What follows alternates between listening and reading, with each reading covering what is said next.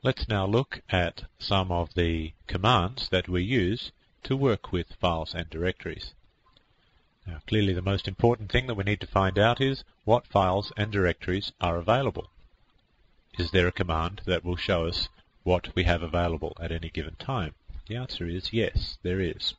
There is a program called ls, which is short for list, and it is used to display the details of files, and the most important detail that we'll be looking for is the file's name, and also display the contents of directories.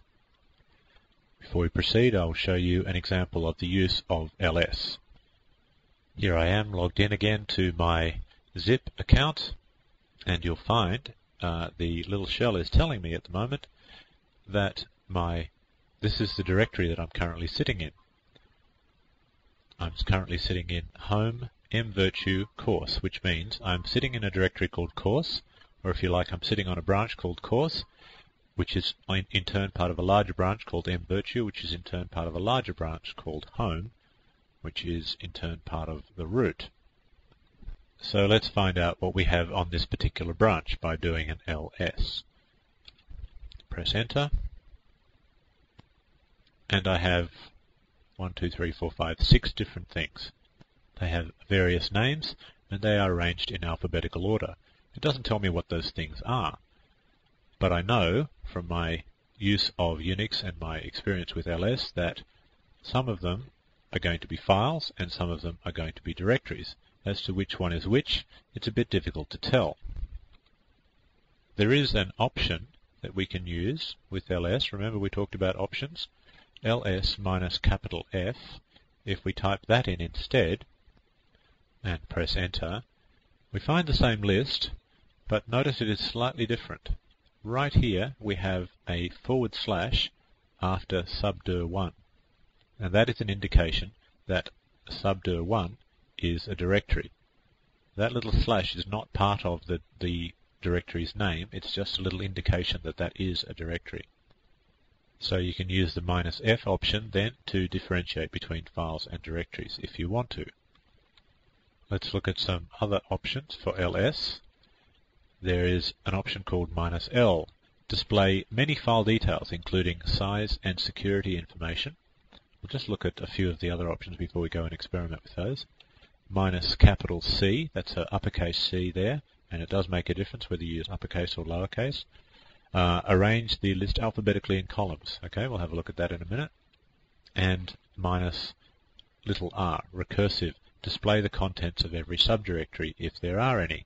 Alright, well let's go and have a look at those 3 options. Firstly, we'll look at the -l option, which if you recall gives us more details than we otherwise would have had. So ls -l. Now we get a whole bunch more information. Now let's have a look at some of it.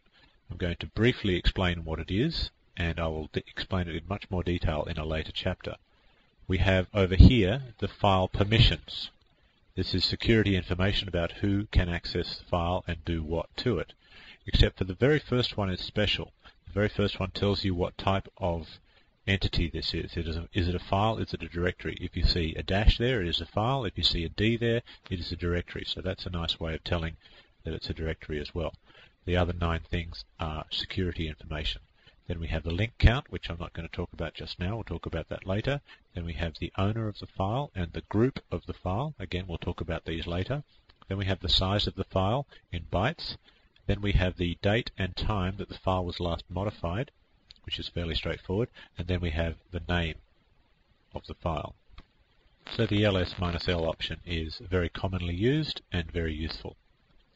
Let's also look at the -c option, ls -C, and we get it arranged in columns. Now that's not a particularly useful array of columns. It's 6 columns, but each column contains only 1 item.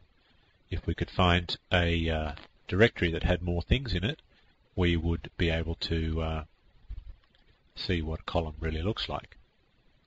So I'll try an ls of another directory.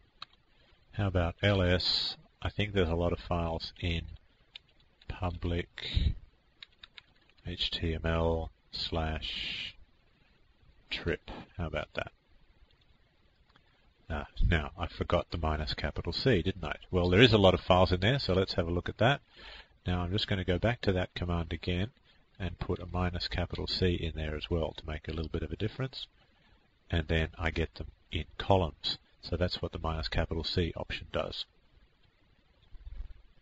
You notice that I put in that public HTML / trip thing after the minus C. That is, of course, the argument to ls. We talked about arguments before. And all arguments to ls are interpreted as the names of either files or directories. So what ls did is it looked at the thing that I typed in, that public HTML trip thing, and it tried to determine whether it was a file or a directory. Turned out that it did actually turn out to be a directory, because I knew it would, and ls recognized it as such, and so it displayed the contents of that directory. If it turned out that that thing that I typed in was a file, it simply would have displayed the name of the file. Or if I'd used the -L option, it would have displayed all the other details of that file.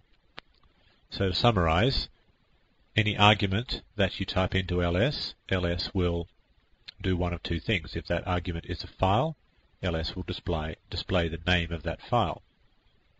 If the argument is a directory, ls will display the names of all the files and directories that are inside that directory. I'll just give you one or two more examples of that. I could say ls using the long listing. -L means long listing of ... public. Well, I'll just type it in. Okay, there's all my typing done. And then I get the full details of that particular entity. Now, that particular entity happened to be a file. And so I got the name of the file and all the details of that particular file. If the entity that I type in is not a file, it is in fact a directory. I'll do one that I know to be a directory, set6_jo.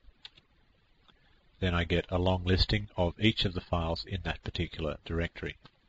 I can also just say ls in the current directory again, ls -L, another .txt, and it gives me just the long listing of that particular file. If I just said ls of another .txt, it just lists me the name. If I say ls of subdir1, then it lists me the contents of subdir1.